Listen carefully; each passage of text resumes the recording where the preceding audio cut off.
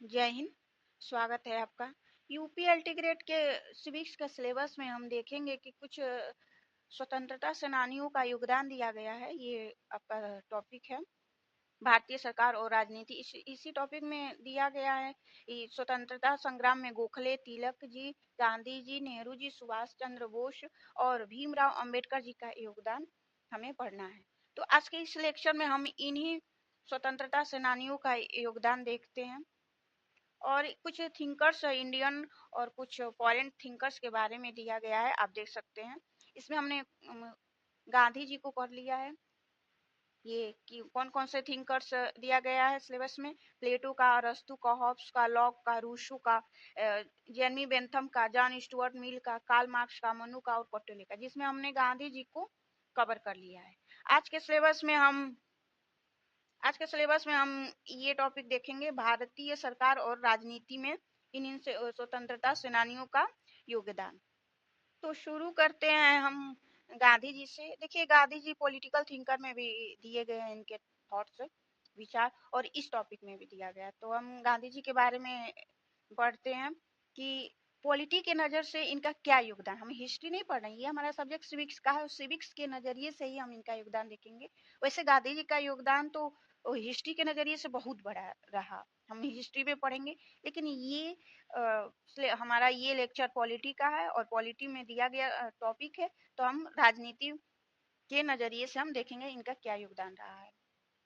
देखिए, गांधी जी की जन्म 2 अक्टूबर 1869 को हुई थी और गांधी जी 1891 में इन्होंने इंग्लैंड से बैरिस्टरी पास की। देखिए, बैरिस्टरी क्या होता था, लॉ का कोर्स 7 साल का होता था। तो सबसे हायर कोर्स कोर्स जो था 7 साल का, वही बैरिस्टरी था।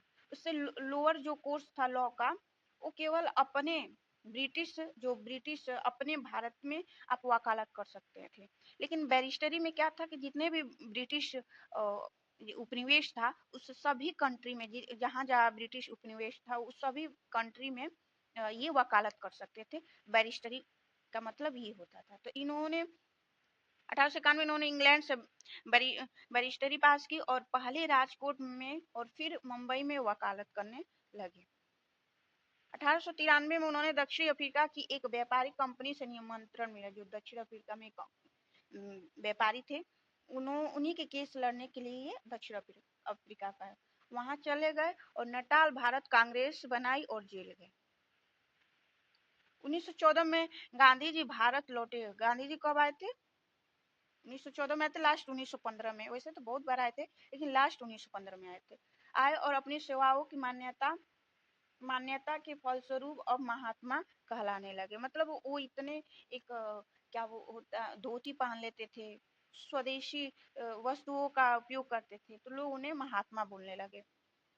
1917 में उन्होंने बिहार के चंपारण जिले में नील के बगीचों के यूरोपीय मालिकों के विरुद्ध भारतीय मजदूरों को एकत्रित किया। नील का विद्रोह आप जानते हैं 1917 में हुआ चंपारण में। रॉलेट एक्ट 1919 के पारित होने पर गांधी जी बहुत खिन्न हुए और उन्होंने भारत की राजनीति में सक्रिय भाग लेना आरंभ कर दिया। आपको पता है कि 1915 में गांधी जी आए तो उतना इन कांग्रेस में भी और भारतीय लोगों में भी उतना इनका स्थान नहीं था। धीरे धीरे इन्होंने बहुत बड़ा स्थान बना लिया। उन्होंने अंग्रेजों को शैतानी लोग कहा। देखिए, यहाँ से क्वेश्चन बन जाएगा कि अंग्रेजों को शैतानी लोग किसने कहा? तो गांधी जी ने कहा और अपनी असहयोग नीति अपनाई।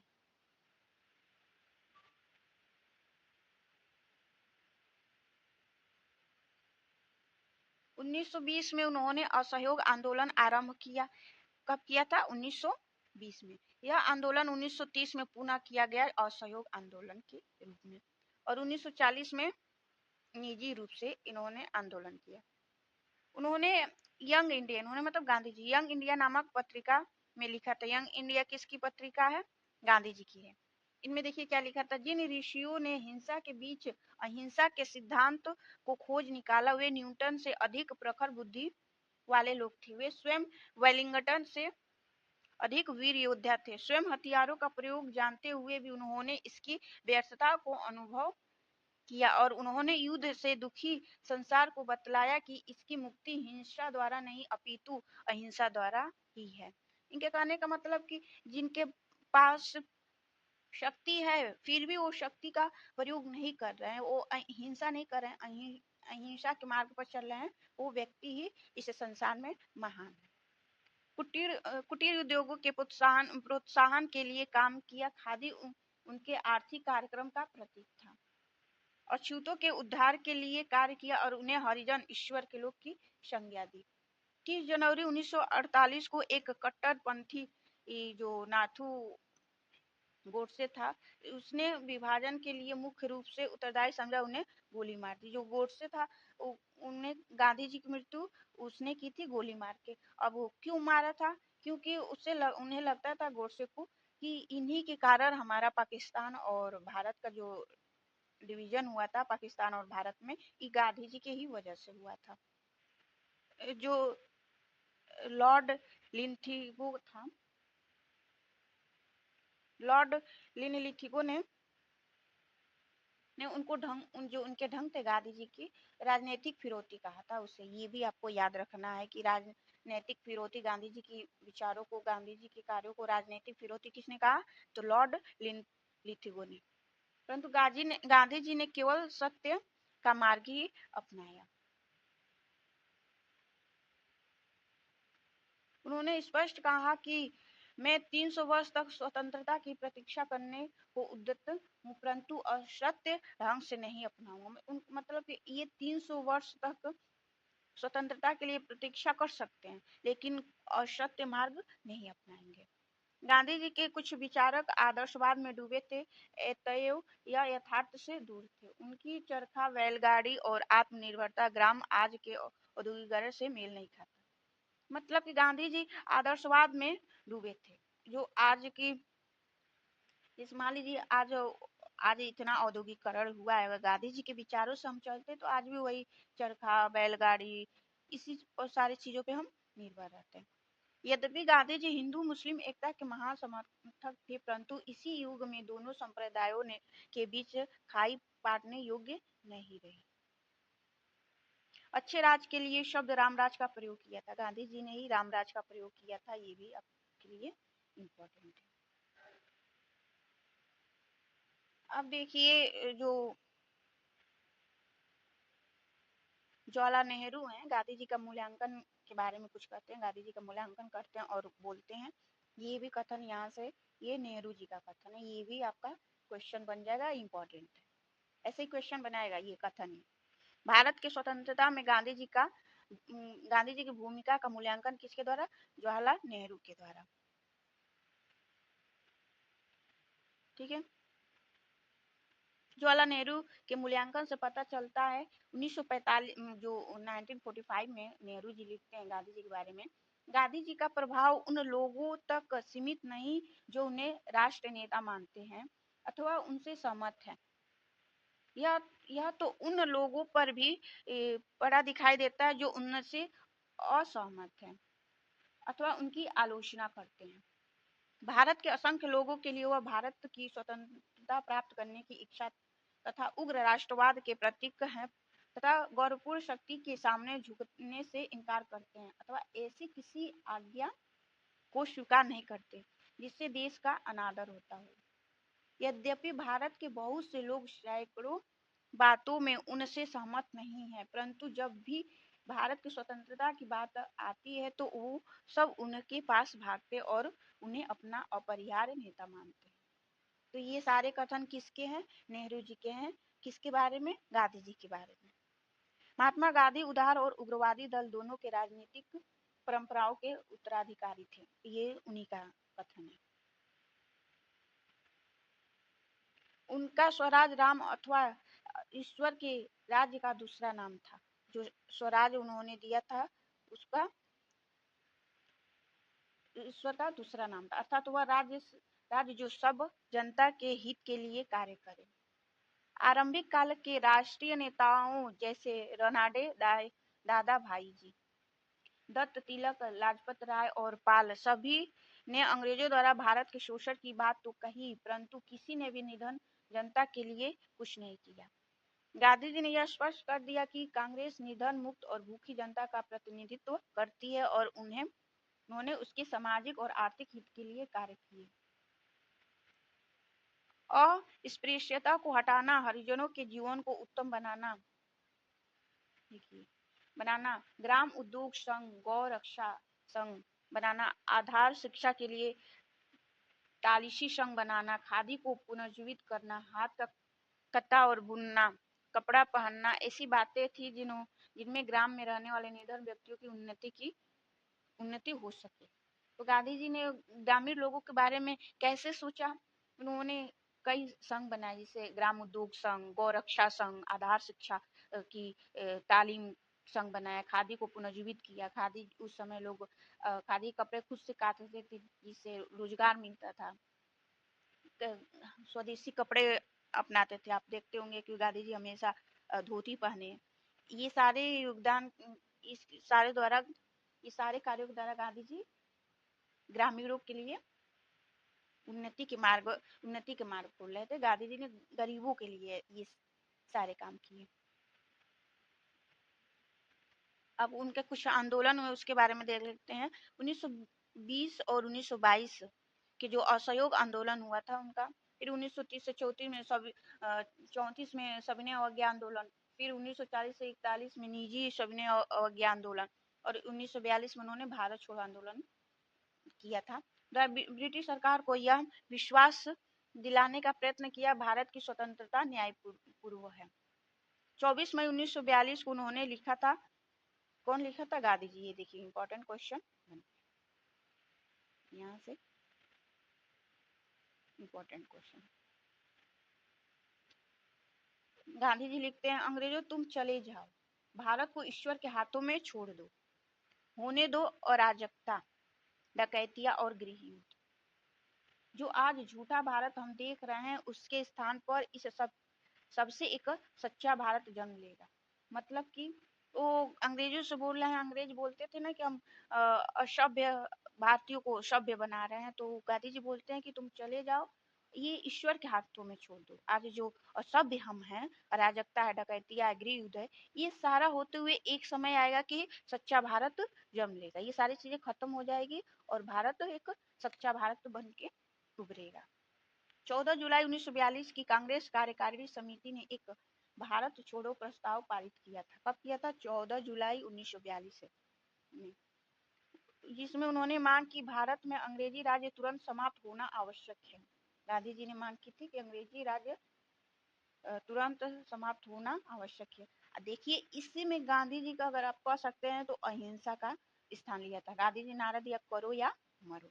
तो मुझे ऐसा लगता है कि गांधी जी पहली बार अहिंसा का साथ लिया कब? 1942 की भारत छोड़ो प्रस्ताव में। तभी बोला था ना, करो या मरो का नारा दिया था। यह केवल भारत के हित में नहीं, अपितु संसार की सुरक्षा होगा और संसार की नाजी भावना, उग्र राष्ट्रवाद, सैनिकवाद तथा अन्य प्रकार के साम्राज्यवाद और अन्य देशों का दूसरे देशों पर अधिकार समाप्त होने में सहायता मिलेगी। एक बार अंग्रेज प्रधानमंत्री विंस्टन चर्चिल 1945 से पहले क्या था? पीएम था वहां ब्रिटेन का। बातचीत करने के पश्चात सम्राट जॉर्ज कृष्ण ने अपनी डायरी में 28 जुलाई 1942 को यह लिखता है। मतलब कौन कौन लिख रहा है? जॉर्ज कृष्ण। किसके बारे में? गांधी जी के बारे में। कब? 28 जुलाई 1942 को। और किससे कह रहा है? चर्चिल से। उस तब चर्चिल ने मुझे आश्चर्यचकित कर दिया, यह कहकर कि उसके सभी सहयोगी और संसद के तीनों दल युद्ध के पश्चात भारत और भारतीयों के हाथों में छोड़ने की उद्यत है। मतलब चर्चिल कह रहा है कि अब हम क्या करेंगे? भारत का राज भारतीयों को सौंप देंगे। वे यह अनुभव करते हैं कि वे सब के सब इस बात को मान गए। क्रिप्स समाचार पत्र और अमेरिका का लोकमत सभी ने उसके मन में यह भावना भर दी कि हमारा भारत पर राज करना गलत है। मतलब ब्रिटिशों का राज करना भारत पर गलत है और सदैव भारत से भारत के लिए भी गलत रहा है। ये किसका कथन है? पृष्ठ का। कृतज्ञ भारतीय राष्ट्र ने गांधी जी की स्मृति में एक प्रस्ताव भारतीय संसद के माध्यम से 24 दिसंबर 1969 को पारित किया। इसमें इन शब्दों में श्रद्धांजलि प्रस्तुत की। तो उनको गांधी जी को कृतज्ञता व्यक्त करने के लिए 24 दिसंबर को 1969 को क्या हुआ था, जो पार्लियामेंट में एक श्रद्धांजलि व्यक्त किया गांधी जी को पार्लियामेंट के द्वारा। इस प्रकार हम गांधी जी को देखें। आगे गोपाल कृष्ण गोखले जी टॉपिक है, इनको देखते हैं। गोपाल कृष्ण गोखले महादेव गोविंद रनाडे, जिन्हें महाराष्ट्र के सुकरात कहा जाता है, किसको कहा जाता है, महादेव गोविंद रनाडे जी को, के अनुयायी थे। देखिए क्या होता है, गोखले रनाडे जी का शिष्य गोखले जी और गोखले जी का शिष्य महात्मा गांधी। तो महात्मा गांधी के गुरु गोपाल कृष्ण गोखले, गोपाल कृष्ण गोखले के गुरु कौन, गोविंद रनाडे। और गोविंद रनाडे जी को क्या बोलते हैं, महाराष्ट्र के सुकरात अनुयायी थे। जैसा कि जकारियाज ने लिखा, किसने लिखा, जकारियाज ने लिखा, कभी भी किसी गुरु को ऐसा अधिक अच्छा शिष्य नहीं मिला जैसे कि रनाडे को गोखले मिला। मतलब रानाडे जी का शिष्य थे गोखले। ऐसा ये जकारिया जी बोलते हैं कि कभी भी किसी गुरु को ऐसा अधिक अच्छा शिष्य नहीं मिला जैसे रानाडे जी को गोखले जी शिष्य के रूप में मिले। ये गांधी जी के गुरु थे। कौन थे, गोपाल कृष्ण गोखले गांधी जी के गुरु थे।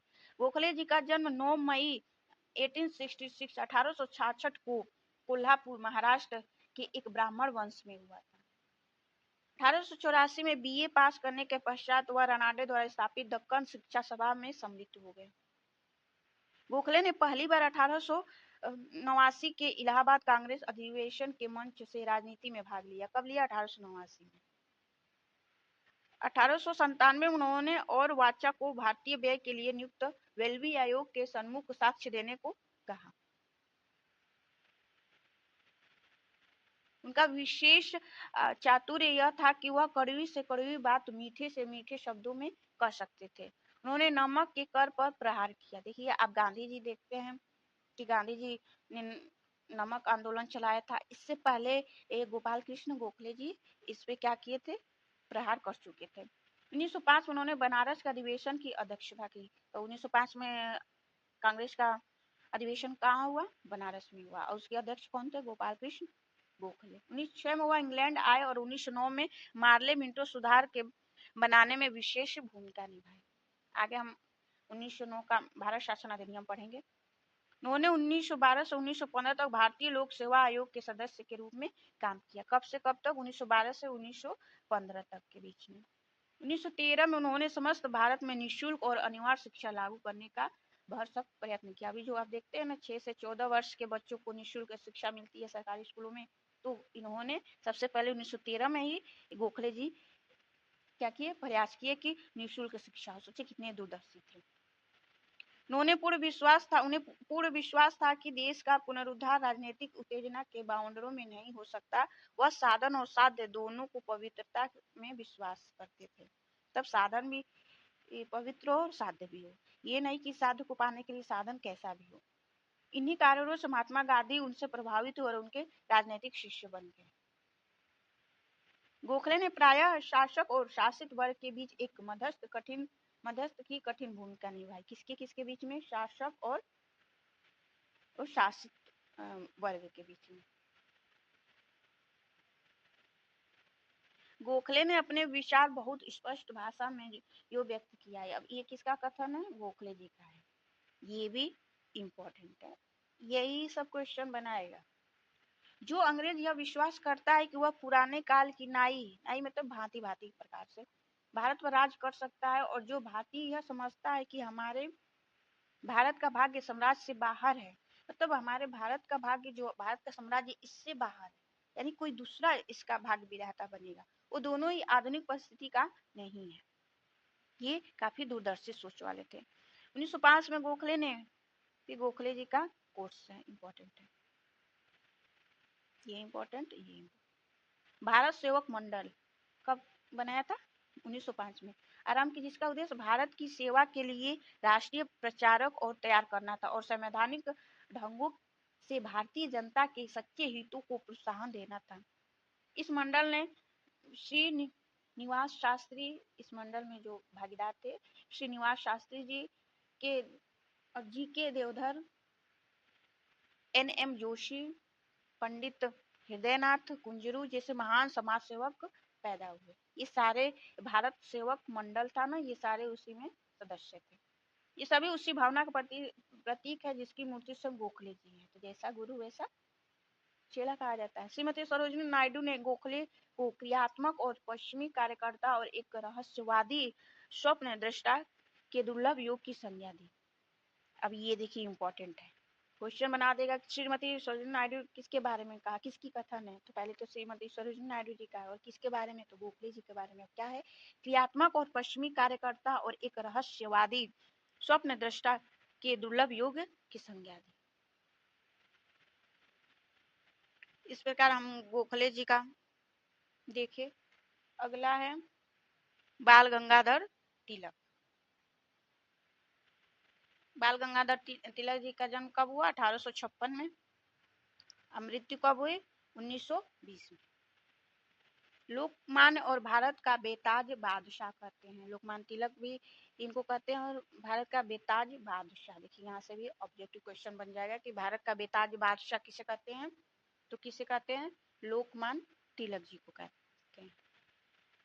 रत्नागिरी के एक मराठा ब्राह्मण परिवार में जन्म लिया था। जनवरी 1900 में पूना नवीन इंग्लिश विद्यालय स्थापना की। पूना में इंग्लिश विद्यालय। वह दक्कन एजुकेशनल सोसाइटी और फर्ग्यूसन कॉलेज पूना की स्थापना से भी संबंधित थे। तिलक प्रथम राष्ट्रवादी नेता थे जिन्होंने जनता से निकट संबंध स्थापित करने का प्रयत्न किया। जैसे आज आप मोदी जी को देखते हैं ना, जनता कितने करीबी रहते हैं, वैसे ये तिलक जी थे।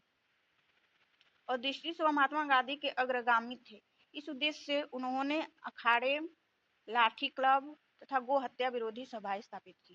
देखिए लाठी क्लब, उद्देश्य आप समझ सकते हैं, फ्यूचर में लाठी का जरूरत पड़ेगी अंग्रेजों के खिलाफ। शिवाजी और गणपति त्योहार प्रारंभ किए। ये त्योहार तो मनाए जाते थे, लेकिन सार्वजनिक रूप से शिवाजी और गणपति त्योहार मतलब गणेश चतुर्थी त्योहार आरंभ किया। किस लिए किया? ताकि एकता बनी रहे। 2 समाचार पत्र अंग्रेजी में मराठा। अब देखिए क्वेश्चन बनता है कि मराठा किस भाषा में लिखी गई है? तो अंग्रेजी में लिखी गई है, और मराठी केसरी में लिखी गई है। ये बहुत कंफ्यूज करता है। मराठा अंग्रेजी में लिखी गई है और मराठी केसरी मराठी में लिखी गई है। और ये इसके राइटर कौन है? बाल गंगाधर तिलक जी। आरंभ किया। इसी प्रकार तिलक प्रथम कांग्रेसी नेता थे जो देश के लिए अनेक बार जेल गए। ये तो बहुत सारे नेता जेल गए। 1882 में उन्होंने उन्हें सरकार ने 4 मास का कारावास दिया, क्योंकि तिलक ने अंग्रेजों के कोल्हापुर के महाराज के प्रति धृष्टता करने पर कड़े शब्दों में उसकी निंदा की थी। मतलब कोल्हापुर जो वहां के महाराज थे, अंग्रेज उनके प्रति धृष्टता की थी, जिसका निंदा इन्होंने किया था। तो अंग्रेज इनके 4 महीने का जेल में डाल दिया। 1897 में उन्होंने 2 अंग्रेजों की हत्या के लिए, ये आदत रहेगा, हत्या के लिए बंधुओं को, चापेकर बंधुओं को उत्तेजित करने के लिए 18 मास के कड़े कारावास का दंड दिया था। यदि भारतीय राजनीति में उग्रवाद का जन्म प्लेग के फूटने और 1897 में अधिकारियों की कठोर नीति के कारण हुआ, जैसा कि मिसेज एनी बेसेंट का विचार है, तो उस परिवर्तन का श्रेय तिलक को ही है। उनके उग्रवादी विचारों के कारण कांग्रेस का विभाजन हो गया और उन्हें इस विभाजन का मुख्य दोषी माना गया। तिलक ही पहला व्यक्ति थे जिसने स्वराज की मांग स्पष्ट रूप से की थी। उनके शब्दों में स्वराज मेरा जन्म सिद्ध अधिकार है और मैं इसे लेकर ही रहूंगा। ये किसका कथन है? स्वराज मेरा जन्म, क्वेश्चन पूछता है, स्वराज मेरा जन्म सिद्ध अधिकार है और मैं इसे लेकर रहूंगा। ये किसका कथन है? तो किसका कथन है? बाल गंगाधर तिलक जी का। यह इन्हीं के और इनके सहयोगियों के प्रयत्नों का फल था कि 1906 के कलकत्ता कांग्रेस के अधिवेशन में स्वशासन, बहिष्कार और राष्ट्रीय शिक्षा की मांग का प्रस्ताव पारित किया गया। 1906 में जो 1905 में बंगाल का विभाजन हुआ ना, उसके बाद। वह तो स्वराज मांगते थे। 1920 के नागपुर अधिवेशन ने स्वराज की मांग की। यह उन्हीं के प्रयत्नों का परिणाम था कि कांग्रेस सरकार के गुणगायक संस्था से बदलकर सरकार की आलोचक संस्था बन गई।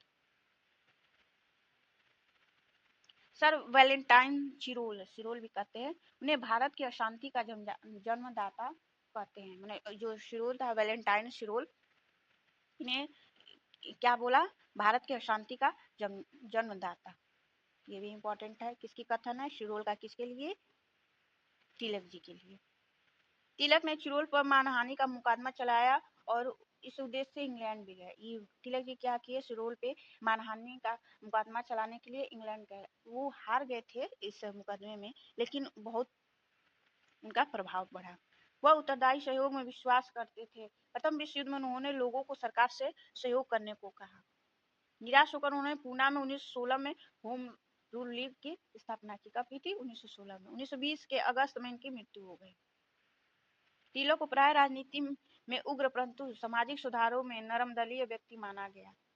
उनका विचार था कि समाज सुधार लोकमत को शिक्षित करने से ही हो जाते हैं। समाज सुधार तभी होगा जब लोकमत यानी कि जनता शिक्षित होगी।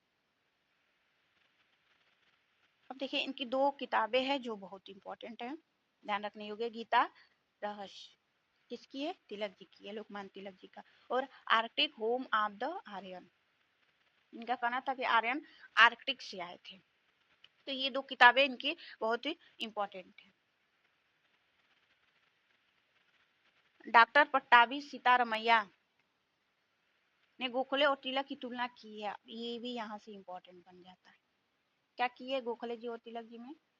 तिलक और गोखले दोनों ही प्रेमी श्रेणी के देशभक्त थे। दोनों ने जीवन में भरी बलिदान दिया। गोखले का विचार विद्यमान संविधान का सुधार करना था, तिलक का उसका पुनर्निर्माण। गोखले जी चाहते थे कि जो संविधान बना है उसमें सुधार आए, और ये चाहते थे कि उसका पुनर्निर्माण हो। अब सुधार उस चीज में की जाती है जिसमें एक दो चार गलतियां हो, और जब गलतियां ही गलतियां हो उसमें सुधार नहीं किया जाता, उसको उसको क्या करते हैं? पुनर्निर्माण करते हैं। गोखले नौकरशाही से मिलकर काम करना चाहते थे, तिलक उससे लड़ना चाहते थे। गोखले का विश्वास था कि जहां हो सके उस सहयोग और जहां आवश्यक हो लड़ो। तिलक की नीति प्रतिरोध करने की थी। गोखले का आदर्श प्रेम और सेवा था, तिलक का सेवा और त्याग।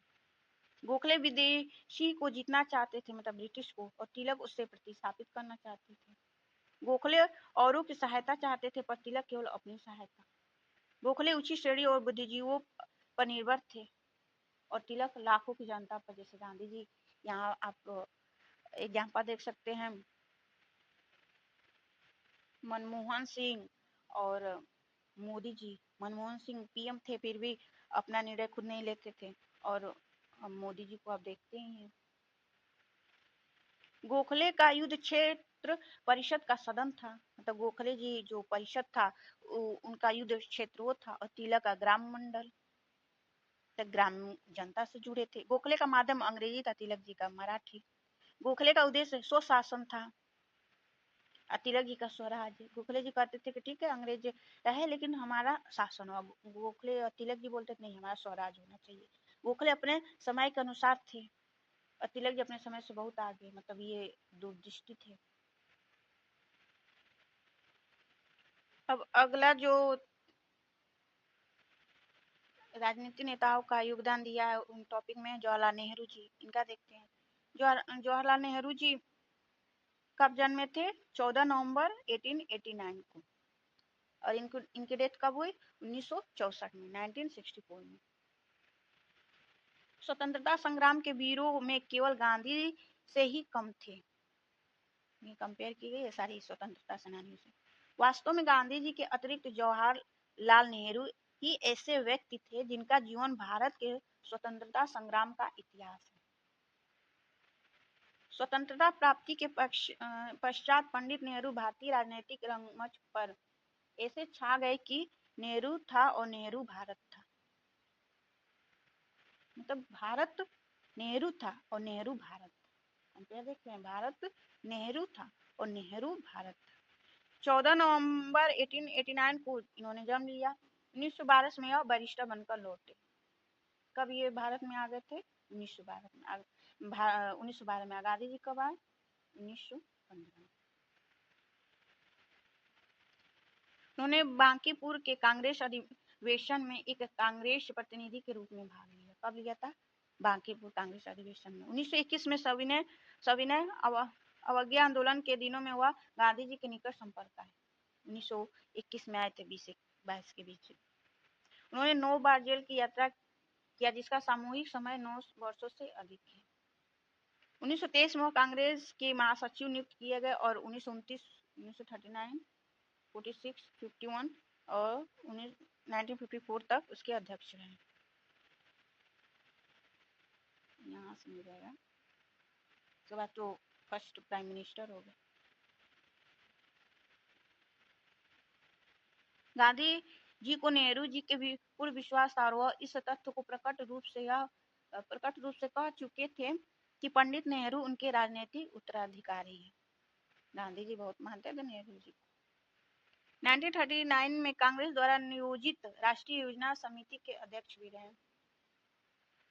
वह आधुनिक वैज्ञानिक दृष्टिकोण के समर्थक थे। हाँ ये तो दिखता ही है।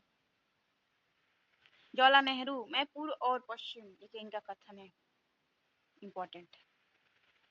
मैं पूर्व और पश्चिम का एक विचित्र सा सम्मिश्रण बन गया हूँ। मतलब कि भारत में इन्होंने पैदा हुआ और परवरिश हुई, पढ़े लिखे, ये पश्चिमी सभ्यता में जो सब स्थानों में अनुचित हूँ और कहीं भी ठीक से जम नहीं पाता। संभवतः मेरे विचार और जीवन के प्रति दृष्टिकोण प्राच्य की अपेक्षा पाश्चात्य से अधिक समीप है। मतलब कि ये इनका जो विचार है, जो इनकी जो शैली है, वो पाश्चात्य है, परंतु भारत मुझे वैसे ही चिपके हुए हैं जैसे वो अपने अन्य बच्चों के संग अनेक रूप से, और मेरे पीछे कहीं सुषुप्त चेतना में 100 अथवा से अधिक जो भी कोई संख्या हो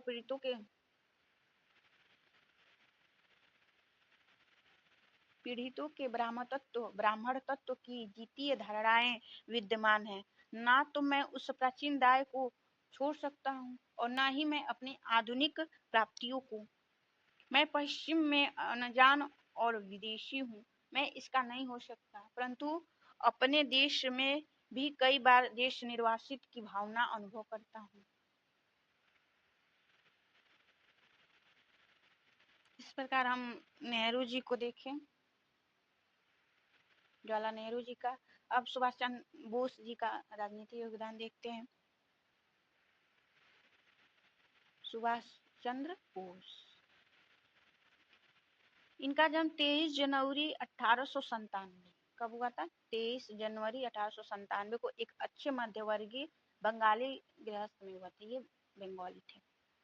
उन्होंने 19 में कलकत्ता विश्वविद्यालय में स्नातक, उस समय ग्रेजुएशन किया, की उपाधि प्राप्त की और 1920 में वह भारतीय जनपद सेवा परीक्षा ICS में उत्तीर्ण हुए तथा यथायोग्य पद पर कार्य करने लगे। 1 दिसंबर 1921 को उन्हें 6 मास कारावास में दंड दे दिया गया। बोस बाबू देशबंधु चित्तरंजन दास से प्रभावित हुए और सिंह ही उनके सबसे विश्वपात्र प्रतिनिधि तथा दाहिनी हाथ बन गए। किसके? चित्तरंजन दास जी के। 1924 में जब CR दास चित्तरंजन दास जी कलकत्ता के महापौर बने, तो महापौर मतलब मेयर, सुभाष चंद्र बोस कलकत्ता निगम के मुख्य कार्यकारी अधिकारी नियुक्त किए गए। अक्टूबर 1924 में बंगाल सरकार ने उनकी राजनीतिक गतिविधियों के लिए उन्हें बंदी बना लिया और उन्हें मांडले मतलब बर्मा के एक नगर में 3 वर्ष के लिए निर्वासित कर दिया। नेहरू रिपोर्ट द्वारा अनुमोदित प्रादेशिक शासन स्वायत्तता के प्रस्ताव का डटकर विरोध किया। वह पूर्ण स्वतंत्रता चाहते थे। फरवरी 1938 में हरिपुर अधिवेशन में सुभाष चंद्र बाबू कांग्रेस के प्रधान चुने गए। हरिपुर अधिवेशन में 1938 में सुभाष चंद्र बोस जी अध्यक्ष बने। पुनः जनवरी 1939 में त्रिपुरा कांग्रेस अधिवेशन में महात्मा गांधी के विरोध करने पर भी वह कांग्रेस के प्रधान चुने गए। संभवतः महात्मा गांधी की यह सबसे बड़ी हार थी। जब 1939 में वापस से ये अध्यक्ष चुने गए तो उस समय गांधी जी को अच्छा नहीं लगा। अप्रैल 1939 में कांग्रेस के प्रधान पद से त्यागपत्र दे दिया और गांधी जी की खुशी के लिए इन्होंने त्यागपत्र दे दिया, तब हट गए। सुभाष चंद्र बोस जनवरी 1941 में पुलिस की नजरों में धूल डालकर बच निकले और वह पेशावर के मार्ग से रूस पहुंचे, फिर मार्च में बर्लिन पहुंचे।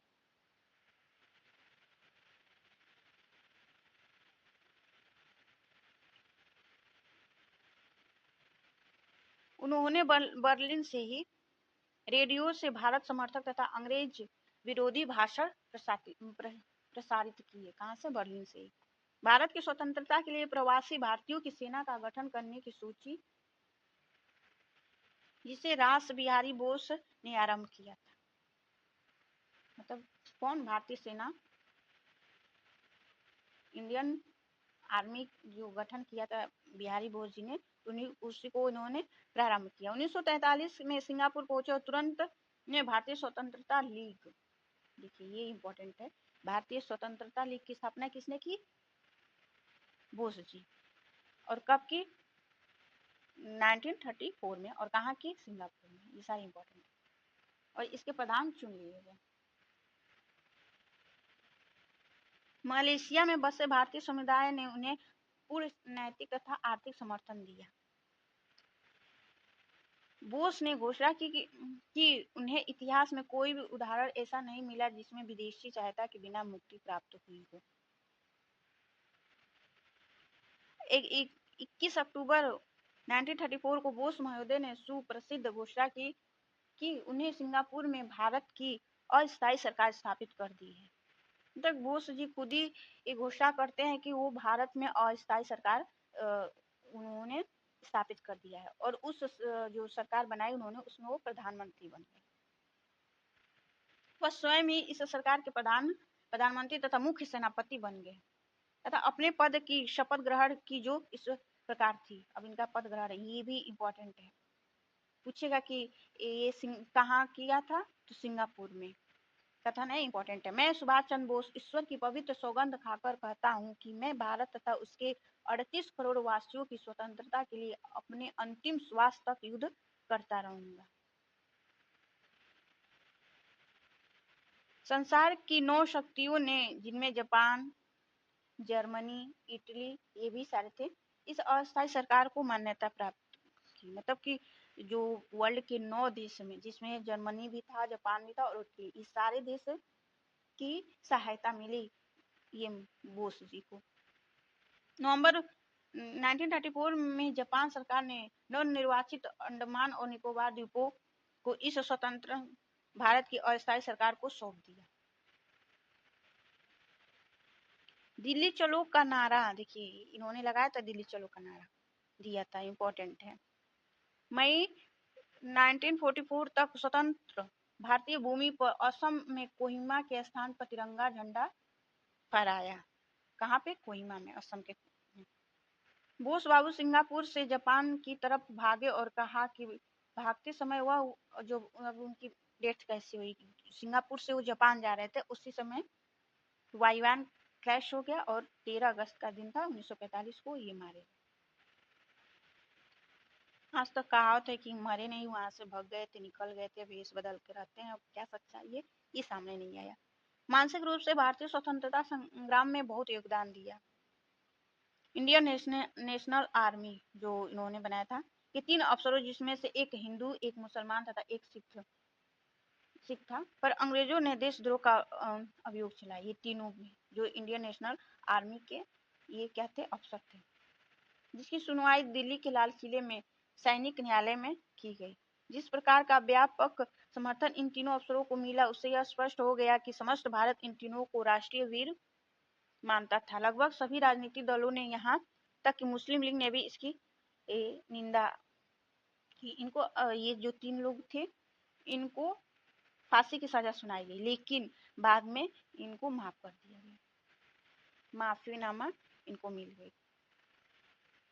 भारतीय राष्ट्रीय कांग्रेस ने एक INA, इंडियन नेशनल आर्मी रक्षा समिति गठित की, जिसमें सर तेज बहादुर, फिर भूलालाई देसाई तथा पंडित जवाहरलाल नेहरू जैसे प्रतिभाशाली लोग थे। इन लोगों ने इन अफसरों की ओर से वकालत की। ये जो 3 लोग थे, यद्यपि सैनिक न्यायालय ने उन्हें दोषी पाया, परंतु अंग्रेजी सरकार की जनता की भावनाओं का सम्मान करना पड़ा और तीनों व्यक्तियों को छोड़ना पड़ा, माफीनामा मिला। संसार में भी जनमत बन गया कि भारतीयों को आत्मनिर्णय का अधिकार मिलना चाहिए। मनोवैज्ञानिक रूप से इन INA वीरों ने एक साहस का उदाहरण प्रस्तुत किया, जिससे भारत का स्वतंत्रता प्राप्ति का संकल्प और दृढ़ हो गया। 1922 में जब गांधी जी ने अपना असहयोग आंदोलन वापस ले लिया था, इसे उन्होंने देश का बड़ा दुर्भाग्य बताया, बोस जी। इसी प्रकार गांधी जी के 1921 में सविनय अवज्ञा आंदोलन को भी वापस लेने पर उन्हें असफलता की स्वीकृति माना। देखिए यहाँ से क्वेश्चन बन जाएगा कि जब 1931 का सविनय अवज्ञा आंदोलन वापस लेने पर असफलता की स्वीकृति किसने कहा था? तो सुभाष चंद्र बोस जी ने कहा। उनके आलोचक जिनमें पंडित जवाहरलाल नेहरू थे, उन्हें नाजी तथा फासिस्ट समर्थक मानते थे। नाजी और फासिस्ट समर्थक कौन मानता था? जवाहरलाल नेहरू और अन्य राजनीतिक नेता, जिसमें जो पंडित जवाहरलाल नेहरू भी थे। इस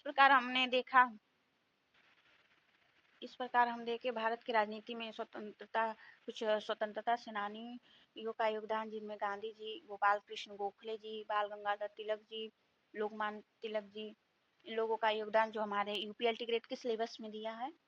ये देखिए, आज ये सारे सिलेबस में दिया गया है, आप इसे अच्छे से तैयार करें और पढ़ें।